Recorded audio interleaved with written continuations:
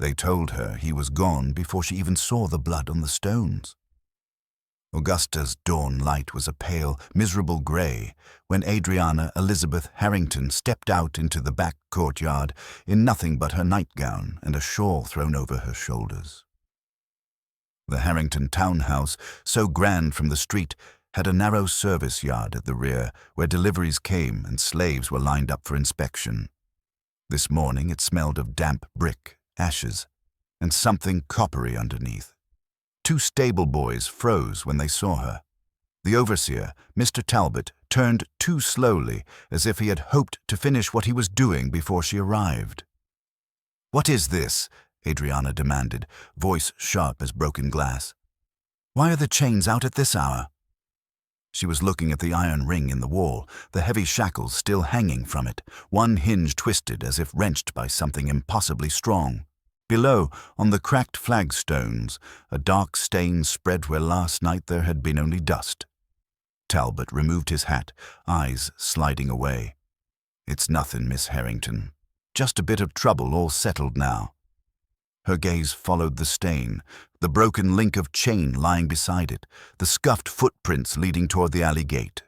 Her heart, which prided itself on never softening, misfired in her chest. "Where is he?" she asked, and the yard went silent. "Where is Nathaniel?" The name tasted strange on her tongue, the name she had once refused to use, choosing boy or you there instead. The overseer's jaw flexed.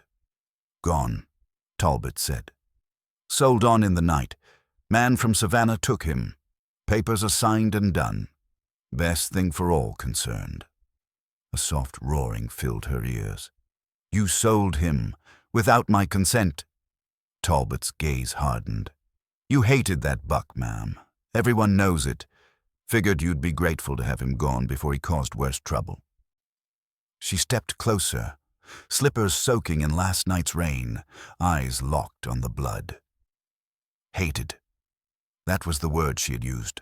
That was the word she had worn like armor every time his steady eyes met hers without flinching. So why did the empty ring in the wall feel like a hand closing around her throat? Why did the sight of that broken chain make it hard to breathe? Why did the word gone slam into her chest like a verdict she could not appeal? Before she could stop herself, her hand lifted toward the stain on the stone, fingers trembling. "When?" she whispered. "Just before dawn," Talbot said.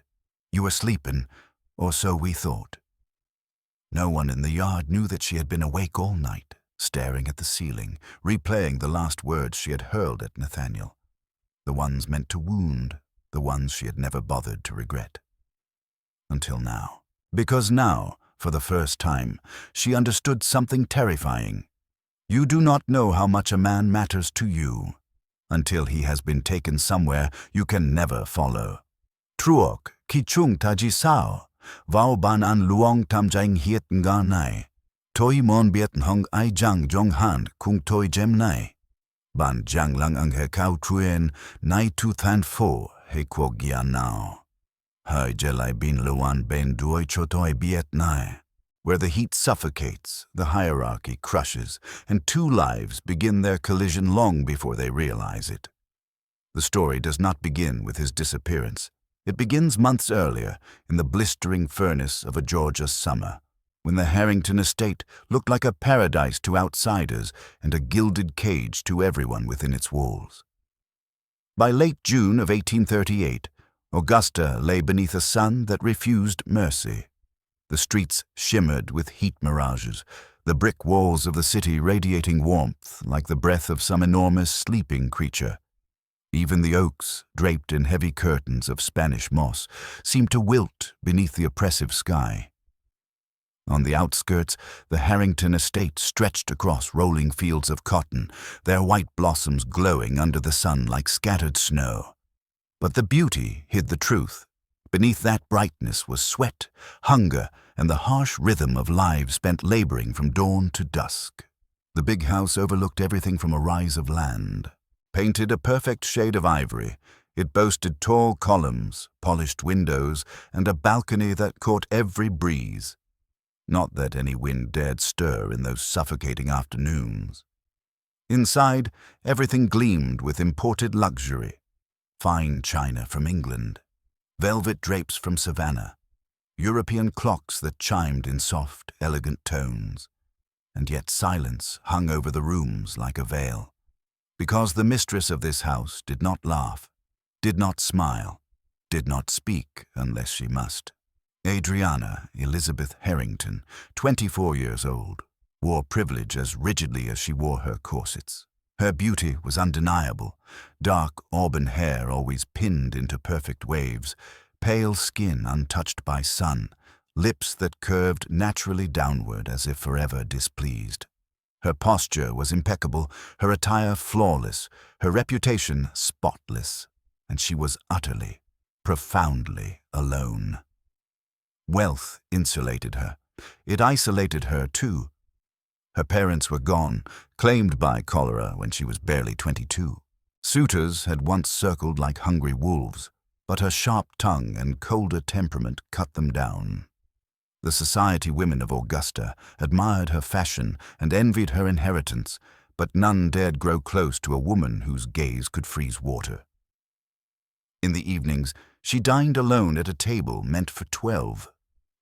In the mornings, she sat on the balcony with her tea and listened to the distant rhythms of the plantation, the creaking cart wheels, the crack of overseers' whips, and the soft, weary voices of those who rose each day to serve her.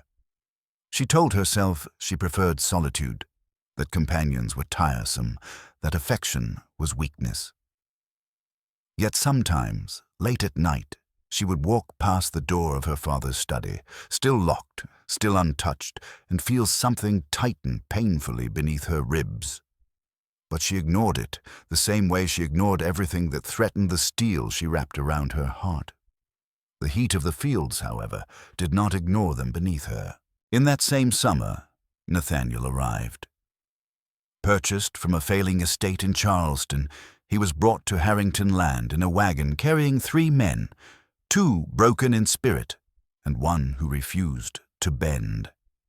He stepped down onto the Georgia dirt with hands bound, shoulders squared, and eyes that reflected neither fear nor resignation. His presence drew whispers immediately. Among the slaves, because strength like his invited hope and danger in equal measure. Among the overseers, because any man who did not cower made them uneasy. Among the household staff, because someone so quiet and self-possessed did not fit their expectations. Nathaniel was tall, easily over 6 feet, and built from years of forced labor.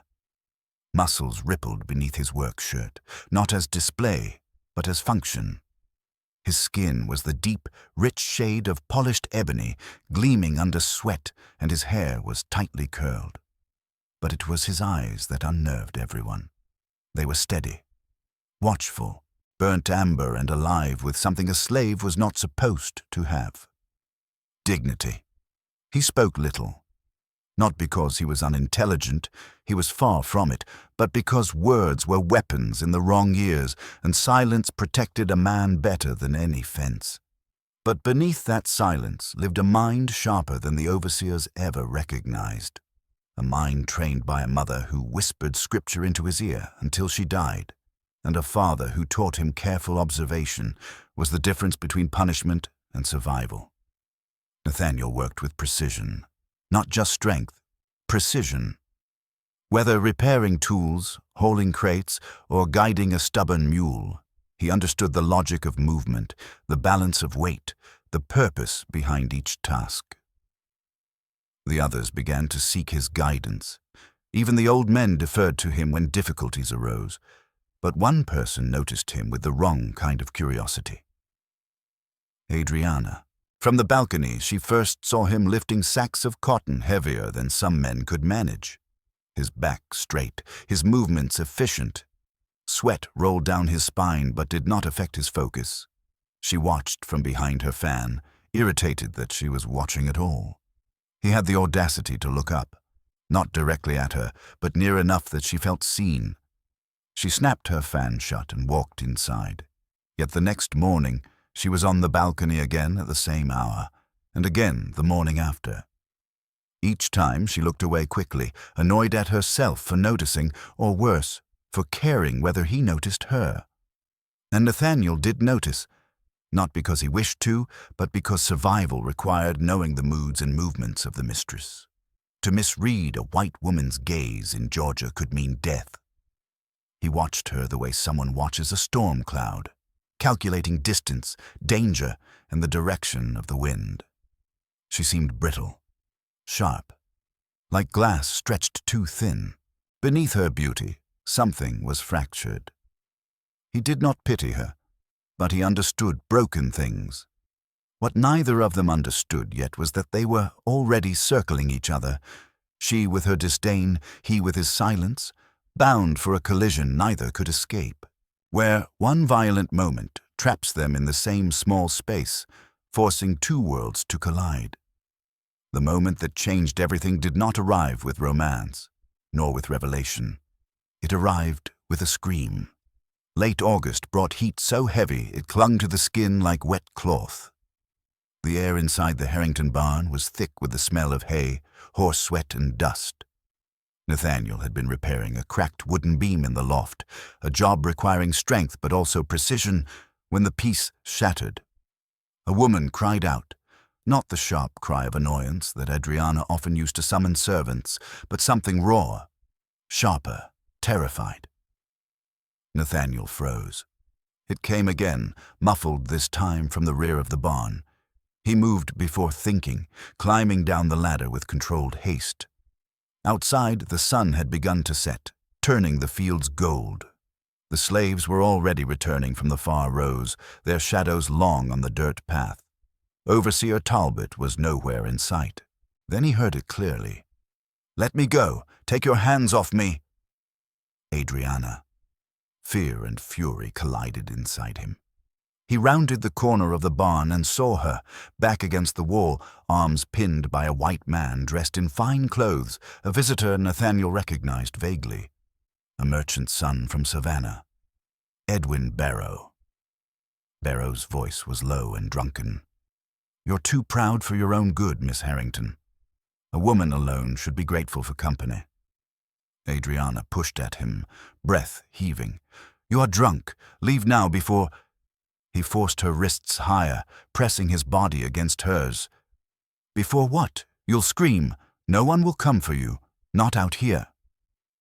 Nathaniel did not remember crossing the distance. One moment Barrow was leering at her. The next, he was on the ground, choking on dust. Nathaniel's fist was still clenched. It was the first time he had ever struck a white man.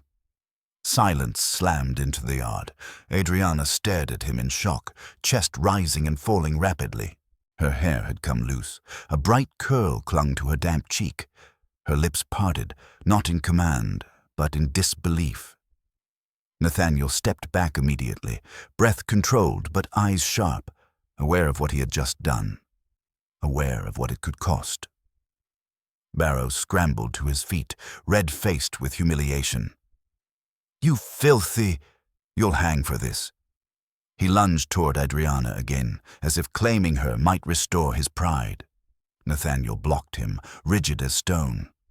"Do not touch her," he said, voice low, almost a growl. Barrow stared at him, incredulous at the audacity. Then he turned to Adriana. "You allow your slaves to assault white men now. Shall I inform the judge?" Adriana swallowed hard. Her heartbeat pounded so loudly she could barely hear. The right answer was clear. The socially proper answer, the safe answer. She should deny involvement, claim the slave misunderstood, save herself by condemning him. But she couldn't. Her voice emerged softer than she intended. "He did nothing wrong. You did." Barrow blinked. "You defend him." Color drained from Adriana's face, but she did not retreat. Yes, a line had been crossed, and everyone there knew it. Barrow's eyes flicked between them, one woman trembling yet defiant, one slave standing like a wall between danger and mistress. And something dangerous sparked in him. "This isn't over," he spat. Then he stalked toward his waiting horse, fury stiffening every stride. When he was gone, the barnyard fell quiet except for the rustle of wind through the nearby cotton. Adriana looked at Nathaniel. For the first time she truly looked. Not at a slave, not at property, not at a man she hated, but at the man who had just saved her. His chest rose and fell steadily, though tension coiled every muscle. Sweat darkened his shirt. A small cut on his knuckle oozed blood where bone had collided with Barrow's jaw. "Are you hurt?" she asked, barely above a whisper. Nathaniel's eyes narrowed, confused by the question. "I'm fine, Miss Harrington." "You shouldn't have interfered," she said next. But the words shook her, stripped of their usual authority. "If he reports this, you could be hanged, beaten, sold." The words stuck in her throat.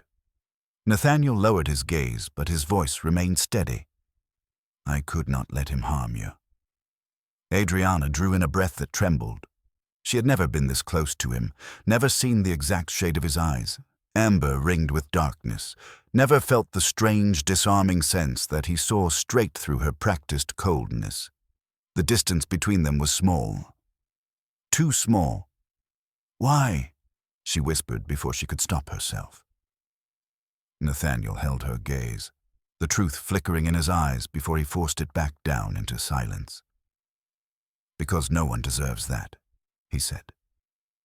It was not the answer she expected. It was not the one that frightened her. It was the way he said it, with conviction, not submission. And in that fleeting heartbeat, something fragile cracked open between them, a forbidden door, a dangerous possibility, a beginning neither of them had meant to ignite, where hatred begins to fracture and something far more dangerous slips through the cracks. In the days after the barn incident, the air on the Harrington estate changed in a way no one could name, but everyone felt. On the surface, life went on as before. The bells still rang at dawn. The cotton still had to be picked. Overseer Talbot still rode up and down the rows with his ever-present whip. The housemaids still polished silver until their hands cramped, and the cooks still sweated in the kitchens over pots too large for any one person to bear. But beneath that routine, small shifts rippled outward from that single moment when a slave had struck a white man to protect his mistress, and she had defended him. Adriana felt it first in the quiet.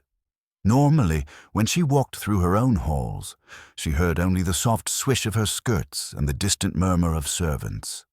Now she also heard her own heartbeat, loud in her ears, whenever she neared a window with a view of the yard. She found herself avoiding the rear balcony at first. It seemed too dangerous to stand there, to look out, to risk glimpsing the tall figure whose eyes she had met in the barn. Yet avoiding the balcony meant she thought of it constantly. On the third day, frustration triumphed over fear. She stepped out into the heat of late afternoon, fan in hand, and looked down at the yard. At first, she saw only the usual scene, women carrying wash basins, a pair of boys chasing each other until Talbot shouted, a mule swishing its tail at flies. Then she saw him. Nathaniel was repairing a wagon near the shade of an old pecan tree, shirt damp with sweat, forearms flexing as he tightened a bolt. There was a bandage around his right hand, where bone had split skin against Barrow's jaw. The cloth was stained brown at the edges. She realized she had ordered no one to tend that wound. Guilt pierced her like a pin. She had stood between him and accusation in the barn. She had chosen, in that moment, to protect him. But afterward, she had fled to her room, heart racing, palms shaking, and had done nothing for the man who had risked his life to shield her. "Miss," a maid said from the doorway, "would you like your tea now?" Adriana barely heard her. "Send for Nathaniel," she said suddenly. "Have him come to the side parlor. Alone." The maid blinked. The slave, miss?" "Yes," Adriana snapped, then softened her tone. "Nathaniel, tell Overseer Talbot I require him for an errand within the house." It was a small exercise of authority, but even that required care. She could not say, "I wish to see him." She could only issue orders. Still, her pulse leapt.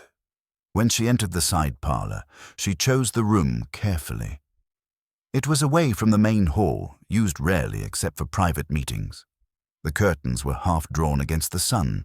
Dust motes floated in the shafts of light like drifting ash. A small table held a porcelain basin and a pitcher of clean water. She had placed them there herself. Her hands shook as she poured. The knock, when it came, was soft. "Enter," she said, surprised at how steady her voice sounded.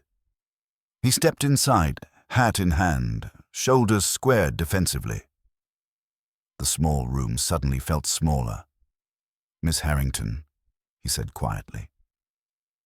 His gaze skimmed the basin, the folded cloth, the chair she had pulled near the window. Understanding flickered across his face, followed by wary confusion. "Close the door," she said. He hesitated only a moment before obeying. The click of the latch sounded unnatural in her ears. Rooms with slaves in them did not have closed doors. Not when the mistress was present and alone. "We do not have long," she said, forcing control into her voice. "Sit." He sat carefully, as if the chair might be a trap. She moved nearer, bowl in hand, and the scent of him met her. Sun-warmed skin, sweat, faint wood smoke. It was not unpleasant. It was startlingly human. She set the bowl on the table beside him and reached for his hand. He flinched almost imperceptibly. Not from pain, she realized, but from the shock of her touch. Her gloved fingers closed over his, and she felt the calluses, the roughness, the sheer solidity of him. His hand dwarfed hers. "You should have told someone this needed tending," she murmured. "It's nothing, miss." "This nothing is infected," she said, peeling back the bandage. The cut on his knuckle was deep, angry red around the edges. "If it festers, you could lose use of your hand." He watched her in silence. It unsettled her more than any argument could have. "You shouldn't be doing this," he said at last. "Because it is beneath me?" she asked, the old arrogance rising like a shield. A corner of his mouth twitched. "No, miss. Because it is dangerous. For you."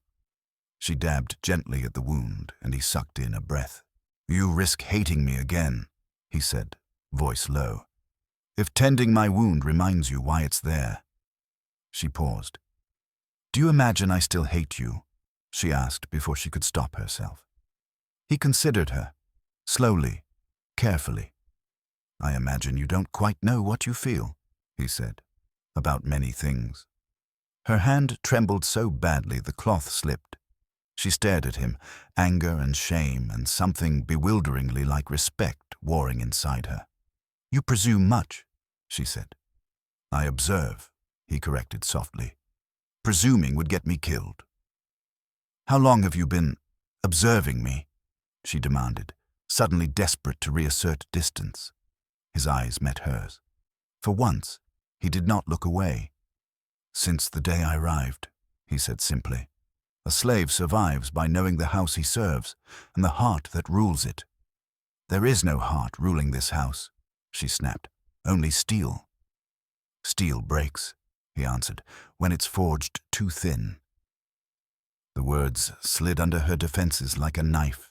She looked down quickly, focusing on his hand, on the wound she could fix instead of the wounds she could not name. "You could have let Barrow do what he wanted," she said after a moment. "It was not your place to intervene." He stiffened.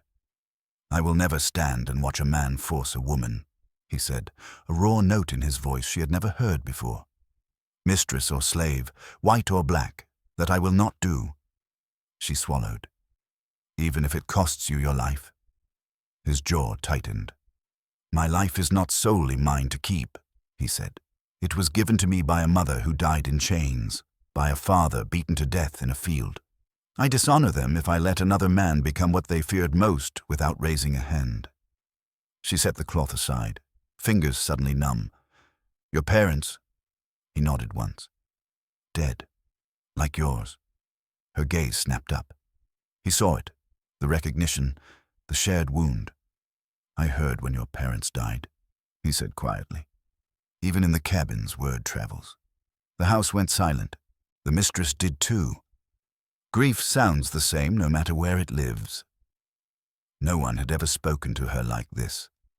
Not as someone above or below, but as someone whose pain belonged to a larger human story. You think you understand me, she whispered. I think, he said, that neither of us has been allowed to speak of what we've lost. The room seemed to tilt around her. You are a slave, she said, clinging to the familiar rungs of hierarchy. You do not get to compare your life to mine. He studied her, then nodded slowly. No, miss, I don't. I can only speak of what I see. And what do you see? She asked before she could stop herself. A woman, he said, who has been told all her life that power would protect her from pain, and who has learned the hard way that it does not. Her vision blurred. She stood abruptly, crossing to the window, needing distance, needing air. The yard outside baked under the sun. A woman balanced a bucket on her head. Two boys chased each other between hung sheets. Life went on, indifferent to the storm inside her. You are insolent, she said, but there was no heat in it. You asked, he replied. I answered. She rested her forehead briefly against the cool glass. My father taught me that showing weakness invites contempt, she said, so I stopped showing it. Did it stop you feeling it? He asked. Her reflection in the glass looked almost unfamiliar, eyes too bright, mouth too tight. No, she whispered. There was a soft creak of wood as he stood. I will go, miss, he said, before someone asks why your parlor door is shut with a slave inside. She turned, throat tight. Nathaniel. His name caught him like a hand to the chest. It was the first time she had spoken it when they were alone. Yes, miss.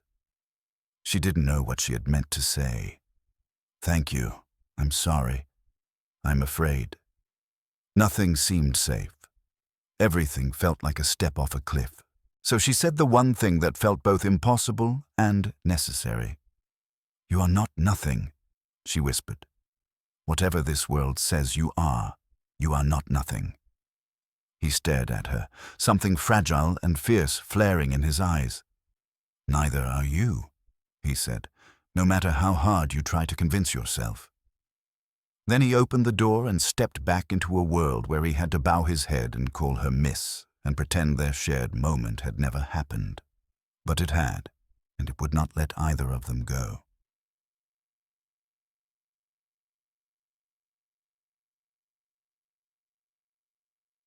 After that, their bond grew in the quiet spaces between what anyone else could see. She caught herself listening for his footsteps in the yard, recognizing their rhythm without meaning to.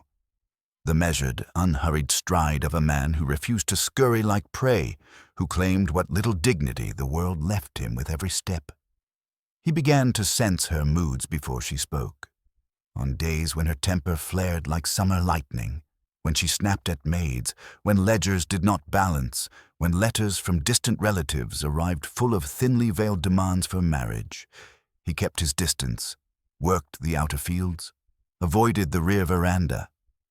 On days when the house felt particularly empty, when she drifted from room to room like a restless ghost, he seemed to find reasons to pass near the open windows, carrying tools, leading a horse, always with some plausible purpose, always with his gaze a fraction lower than hers. Yet their eyes met more often now. The glances were brief, a half-second, a heartbeat. Enough to say, I see you, enough to admit you are not invisible to me. At night, she lay awake hearing his voice in her head. Steel breaks when it's forged too thin. She had spent years hardening herself, polishing her pride into a weapon. Now, under the unflinching truth of his words, tiny cracks glimmered. She thought of Barrow's hands on her wrists and the way her fear had spiked, not just from the assault, but from the sudden exposure of how powerless she could be despite all her money. She thought of Nathaniel stepping between them, absorbing danger as if it were nothing more than rain in a storm he had long ago accepted as his climate. She thought of his parents, whom she had never met, but now carried in a small tender place in her chest because he had shared them with her. She thought of the way his hand had felt in hers, heavy and warm, when she cleaned his wound. And every time she caught herself thinking, she scolded herself. This is madness. He is property. You are Harrington. The world would devour you both if it knew. Yet the thoughts did not stop.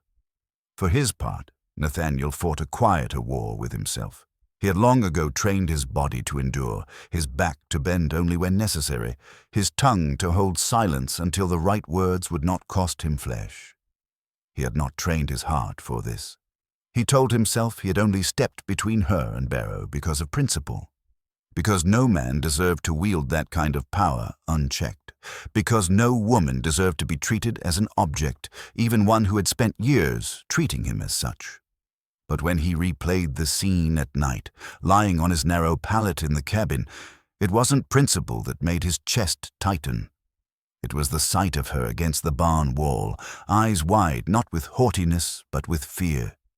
It was the faint tremor in her voice when she said, "You shouldn't have interfered." It was the way she had looked at him in the parlor, veil of ice thinned enough for him to glimpse the hurting woman behind it. He tried to push those images away. She was his owner. She held the power of life and death over him. The world around them would not recognize anything between them except crime and sin, and cause for blood. Yet when he saw her standing alone on the balcony at dusk, hair catching the last of the sun, shoulders squared against the weight of her life, his chest ached. Not with desire, though he would have been lying to claim none existed, but with something older, deeper, stranger. Recognition. Two souls trapped in roles they had not chosen, walking a line neither of them had drawn, punished already for sins they had not committed. One evening, as August's heat began its slow retreat, she found him in the old storage shed near the back field, sorting broken plough handles. The air smelled of dry wood and rust. "You should not be here, miss," he said without looking up. "Talbot walks this path sometimes." "Talbot is in town," she replied, "and I am mistress here. I will stand where I please." He set down the wood and straightened, wiping his hands on his trousers. The narrow space forced them closer than propriety allowed. Her perfume, faint jasmine, mixed with the smell of cut timber and his skin. "My uncle in Charleston writes," she said abruptly, clutching a letter in one hand. "He suggests I marry. Says it is improper for a woman to manage an estate alone, that a husband could lessen my burdens." Nathaniel's jaw clenched. He said nothing. "What do you think, Nathaniel?" she asked, surprising them both. "Would a husband lessen my burdens?" He met her gaze, reading more in her expression than the question alone. "A certain kind of husband might," he said carefully. "One who sees you, the real you." "And if he does not?" she pressed. "Then he would add to your chains," he said. The word chains hung between them. "You speak of chains as if I wear them too," she said. He held her gaze. "You do," he answered. "Different kinds, but chains all the same." She laughed once, bitterly. "You compare my silk shackles to yours of iron." "I compare nothing," he said. "Only say what I see." "What do you see?" she demanded again, voice sharper than she intended. He hesitated. This was the edge of a cliff, and he knew it. "I see a woman," he said slowly, "born into a cage so gilded she was taught to call it freedom. I see a heart that has been told its softness is a sin. I see a mind that might have flown if the world had given it sky." Her breath caught. "And what do you see when you look at yourself?" she whispered. He looked away then, a small, bitter smile touching his mouth. "Something the law says is 3/5 of a man," he said. "But inside, I feel whole." She took a step closer. The floorboard between them creaked, an almost comical sound in the middle of such gravity. It made them both aware of their nearness, the inches between their hands, the shared space of their breath. "We are not supposed to talk like this," she murmured. "You and I." "No, miss," he agreed. "We are not. It could be seen as dangerous." "It is," he said. "Then why do we keep doing it?" she asked. He looked at her, all defenses stripped away for one terrifying instant. "Because," he said quietly, "for a few moments when we speak like this, I remember I'm human. And I think, so do you." She had no answer for that. Her heart pounded so hard she wondered if he could hear it. "This must stop," she said, but the words rang hollow. "Yes," he replied. Neither of them moved. Outside, the sky deepened toward twilight. A cicada sang somewhere in the trees. The world went on, unaware of two people standing too close in a cramped shed, tethered by something invisible and forbidden. At last, she stepped back. "If anyone ever discovers," she began. "They won't," he said, though he knew he could not promise that. "And if they do," she whispered, "they will not ask if it was only words." He understood. Words were already a crime. Feelings would be a hanging offense. "Miss Harrington," he said, forcing formality back between them like a shield, "I will avoid every place you might be. I will answer only when spoken to. I will give the world no reason to suspect." He swallowed. "I won't be the cause of your ruin." The idea of him avoiding her made something inside her lurch, as if he had announced his death. "Do you think that will save you?" she asked, voice thin. "Or me?" He didn't answer. They both knew the truth. In a world built on chains and lies, even the smallest honest connection between two souls on opposite sides of the whip was enough to invite catastrophe. Yet as she left, the letter from Charleston crumpled in her fist. She knew one thing with terrifying clarity. She had begun this year despising Nathaniel because he refused to bow the way she expected. She had told herself he was insolent, dangerous, an affront to everything she believed. Now, when she closed her eyes at night, the only thing that frightened her more than his defiance was the thought of never hearing his voice again. Long before she admitted it to herself, long before she whispered it into the dark of an unfamiliar room after he vanished, the truth had already taken root. Hatred had been her shield.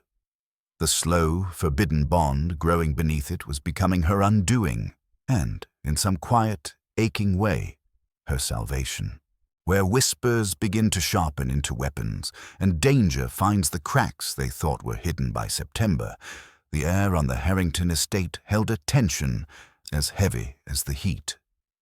It hummed beneath the surface of daily life, a low, vibrating threat that neither Adriana nor Nathaniel could name, but both could feel tightening around them like a noose. The first sign came in the form of silence. Overseer Talbot, normally loud, crude, and overly pleased with his own authority, had grown watchful. He spoke less. He loitered more. His pale eyes followed Nathaniel's movements with a scrutiny that bordered on hunger, as if waiting for some misstep he could punish. One morning, as Nathaniel hauled lumber across the yard, he caught Talbot whispering with one of the field hands, a thin man with a scar across his cheek. The whispering stopped the instant Nathaniel walked by. Eyebrows lowered, a smirk curled on the overseer's lips. Nathaniel kept moving, but the hair at his nape rose. Something was shifting. Inside the house, Adriana felt it too. The maids, normally quick to drop curtsies and avoid eye contact, had started exchanging glances behind her back. Not openly rebellious, but curious. Too curious. Conversations died when she entered rooms. Even the butler, stiff and loyal as an oak beam, hesitated a moment too long before answering her questions. It was as if the household smelled smoke, but could not yet see the flames. The origin of those sparks revealed itself gradually. One afternoon, Adriana entered the dining room and found two visiting women, neighbors, gossips disguised in lace and pearls, leaning together like conspirators over their tea. "I heard," one murmured, "that she's become reckless since inheriting. A woman living alone with that many slaves? Temptation all around." "I heard worse," the other said, eyes glittering. "There's one in particular, a tall one, broad shoulders. Some say she defends him, silences Talbot when he tries to discipline him." Adriana froze in the hallway, hand tightening around the banister. The first woman gasped. "Surely not." "Well," the other woman said, lowering her voice, "why else would she refuse all suitors? A woman of her beauty, her money." The first woman tutted sympathetically. "Sin makes fools of even the rich." Adriana stepped forward then, skirts whispering against the polished floor, voice cutting like a blade. "Ladies." Both women jumped as if struck. Adriana smiled, cold and elegant. "If you wish to slander me in my own home, at least have the courtesy to speak loudly. Whispering is for cowards." Their faces blanched. They stammered excuses and left within minutes. But their whispers remained. That evening, Adriana paced her bedroom, her reflection fractured across the 3 panels of her vanity mirror. She had always despised gossip, idle poison of small minds. But this rumor was not merely insulting. It was lethal. For Nathaniel, for her, a single accusation could destroy them both. Her pulse quickened. She pressed a trembling palm to the mirror. "This must end," she told herself. And yet, when she pictured severing the fragile bond she had built with Nathaniel, her chest tightened painfully. It felt like cutting off her own breath. Nathaniel faced his own crisis in the yard the following morning. Talbot dismounted near the barn, boots clumping against dry earth. "Boy," he barked, "up here." Nathaniel approached cautiously. "You think I don't see it?" Talbot asked, eyes narrowed into slits. "You think I don't notice the way she talks to you, the way she looks at you?" Nathaniel's heart hammered, but his expression remained a mask. "Don't know what you're implying, sir," he said evenly. Talbot chuckled, a sound like gravel in a pan. "Oh, you know damn well. White ladies don't look at bucks unless something's gone rotten." Nathaniel's jaw tensed. "You watch yourself," Talbot continued, stepping closer. "You give me one good excuse, and I'll make sure the law never asks what became of you. A slip of the whip, a fall into the river, happens all the time." Nathaniel didn't move. Talbot leaned in, whispering now. "Men like you forget your place. Women like her forget theirs. And when people forget, something bad always follows." He walked away laughing. Nathaniel's breath came tight in his chest. He knew Talbot was dangerous. But this was worse. This was Talbot waiting for proof, waiting for a sign, and Nathaniel knew. If the overseer even suspected the depth of the truth, he wouldn't go to the sheriff. He would handle it himself. 2 nights later, everything cracked. A storm moved in over Augusta, lightning slicing through the sky like judgment. Rain hammered the rooftops, thunder shaking the windows. Adriana could not sleep, not from the storm, but from the weight of dread pressing on her lungs. She threw on a robe and descended the back staircase, craving air. The servants' hallway was dark except for the flicker of lightning through a window. As she crossed near the storage rooms, she nearly collided with a figure rounding the corner. Nathaniel. He froze. Rain glistened on his shoulders. He had been bringing in tools before the storm worsened. "Miss," he said quietly, lowering his gaze, stepping aside. Her heart lurched painfully. "We can't do this," she whispered. "We can't be seen together. They're talking. Talbot suspects something." He stiffened. "I know. If anyone accuses us," her voice wavered, "you could die. And I—" Her throat closed. Nathaniel stared at her, lightning illuminating his face in pale flashes. The storm rumbled overhead. "I never meant to put you in danger," he said. I tried to keep distance. I know, she whispered. And yet, here we are. Silence. Close enough to feel each other breathe. Close enough for the truth to press against all their lies. Tell me one thing, she said, voice trembling. If you could choose, if the world were not what it is, would you turn away from me? His answer came without hesitation. No. Her breath shattered. But you must, he added, voice breaking, for your sake. A crack of thunder shook the hallway. She reached out, just a fraction, her hand hovering inches from his. Then tell me how, she whispered. Tell me how to unfeel what is already felt. Nathaniel closed his eyes. I can't, he said. A single tear slid down her cheek. Lightning flashed again, bright and violent, and that was when they both saw it, a shadow at the far end of the hall, a figure watching. Silent, unmistakable, Talbot.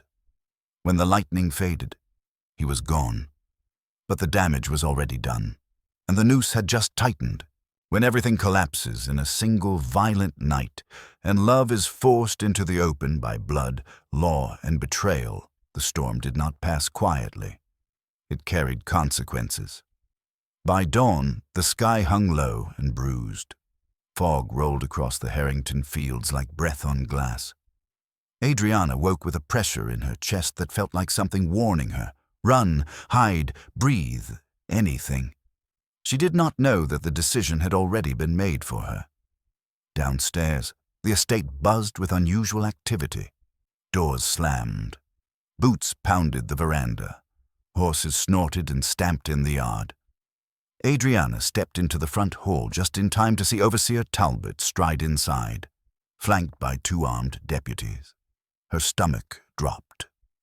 Talbot, she said, forcing her voice steady. What is the meaning of this? He smiled with thin, triumphant lips. We're here under suspicion of criminal conduct, Miss Harrington. The room tilted. Criminal? What? One deputy stepped forward, tipping his hat with cold courtesy. Ma'am, we received a formal complaint of illicit relations between a white woman and a slave. The world went silent. Completely, utterly silent. It felt like her heart stopped. Adriana opened her mouth, but no sound came out. Talbot folded his arms. Could be nothing, just gossip, but law says we investigate, and the law's clear about such matters. The deputy nodded grimly. If proven, the slave will be executed, and the woman, well, she'd be taken into custody for moral insanity. Adriana staggered back against the wall. Nathaniel. They had come for Nathaniel. Where is he? She demanded, voice shaking. Talbot grinned. Already taken. We fetched him from the quarters. Didn't resist. Knew he was guilty. Guilty of what? Adriana cried. He has done nothing wrong. Her voice cracked so sharply that both deputies paused, exchanging looks. Talbot turned to them, smug. You see? She defends him. Then he looked back at her, eyes glinting. You should have been more careful in the hall last night, miss. Cold, nauseating dread tore through her. He had seen everything, every inch between them, every breath they shared.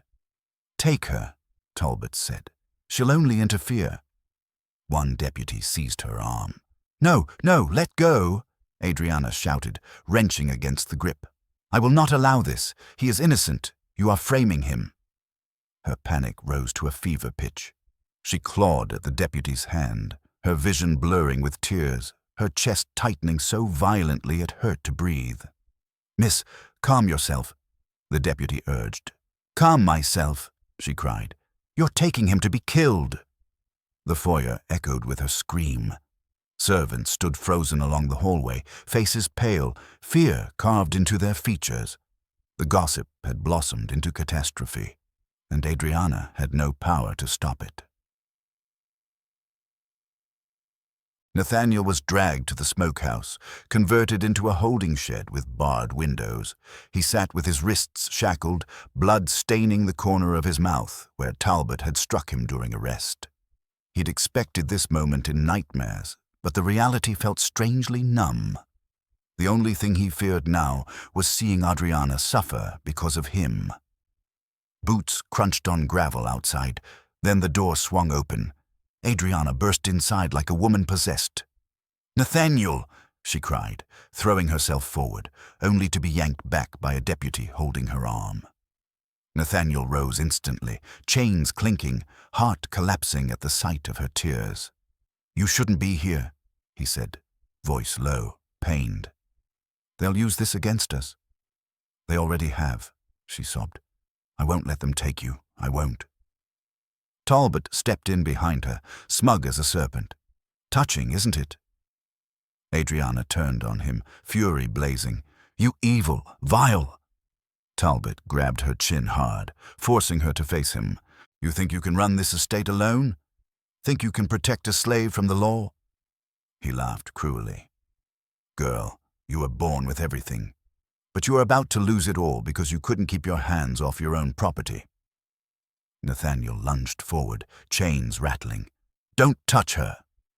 Talbot shoved Adriana aside and punched Nathaniel squarely across the jaw. Nathaniel fell to one knee. "Stop!" Adriana screamed, trying to reach him. The deputy held her firmly. "Miss, please. You'll only make this worse." "Worse?" she shouted. "They're going to kill him. How could it be worse?"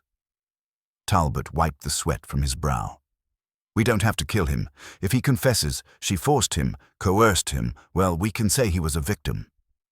Spare his life. Send him back to auction." Adriana froze. Coerced.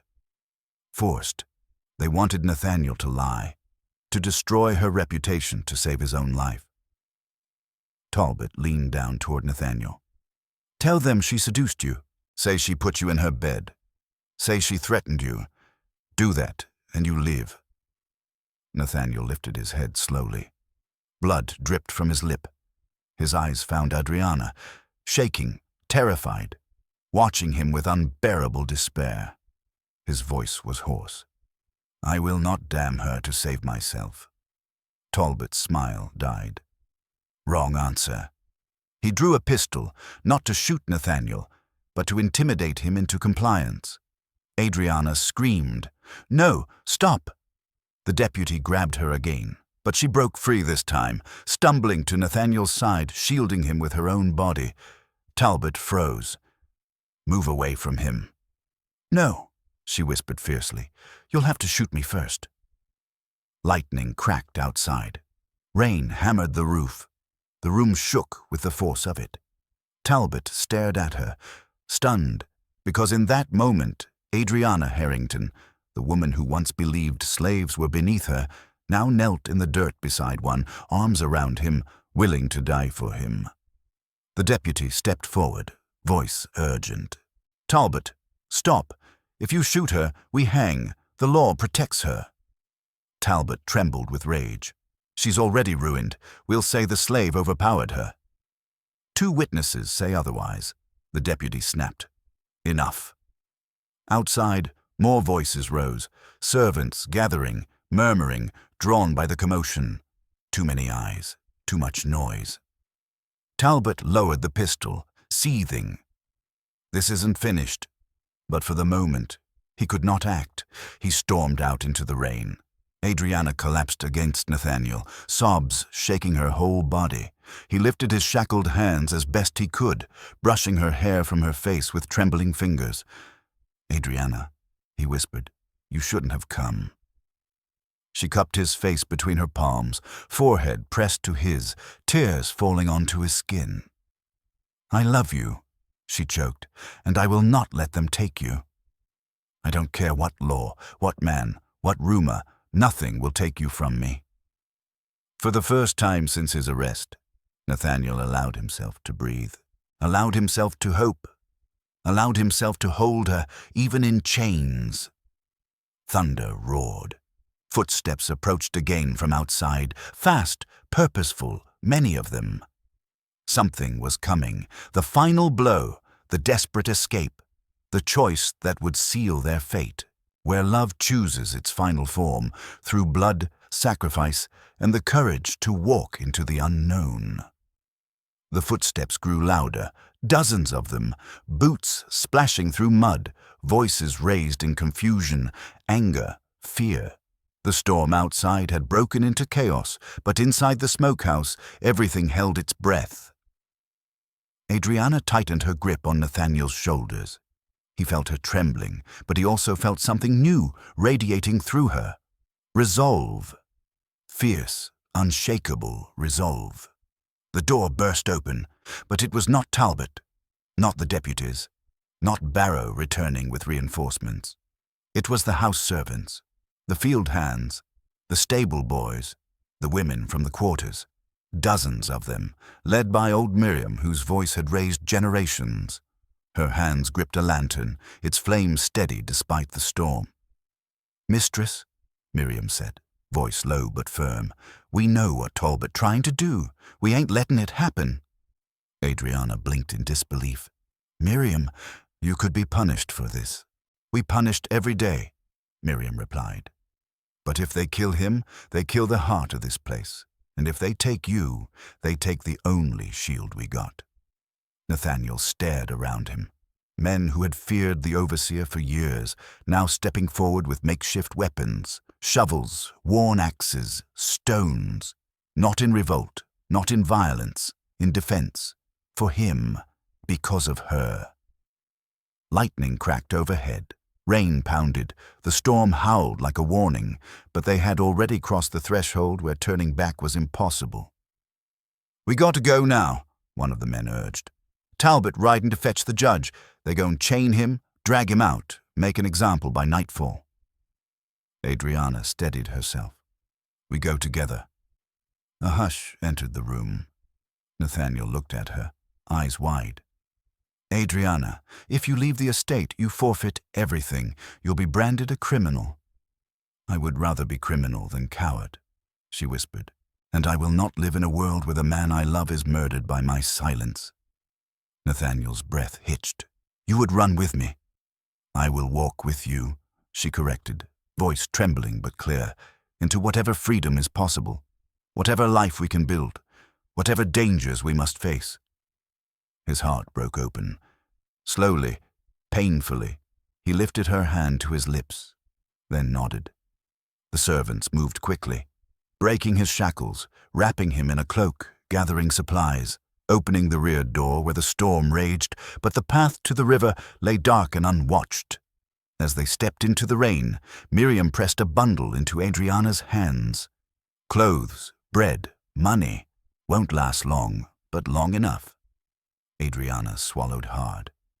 "Thank you." Miriam touched her cheek gently. "You changed, child. You saw what others blinded themselves against. Don't ever lose that." Thunder rolled like a final warning. Then they ran, through the mud, through the fields, through the storm that tore branches from trees and sent the river churning in swollen rage. Behind them, the estate shrank to a shadow. Its wealth, its pride, its poison washed away in the rain. Ahead, the river boats to Savannah, the Underground Railroad. Freedom, side by side, says breathless, terrified, alive.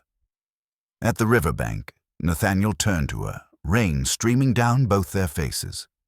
"You're sure?" he asked softly. She stepped closer, taking his face in her hands. "I did not know I loved you until hatred stood aside," she whispered. "But now I know, and I would choose you again in every lifetime." His forehead rested against hers. "Then we go," he said. They boarded the small skiff waiting under cover of night, pushed off into the rushing dark, and let the storm carry them toward a world that did not yet exist, but one they would build together. Behind them, lightning split the sky one last time, illuminating the plantation where their story began. Ahead of them, the horizon glowed faintly with dawn. The story is over, but the pain of that era still resonates. How are you feeling right now? Are you listening to this story alone or with someone? Share your feelings and where you are right now.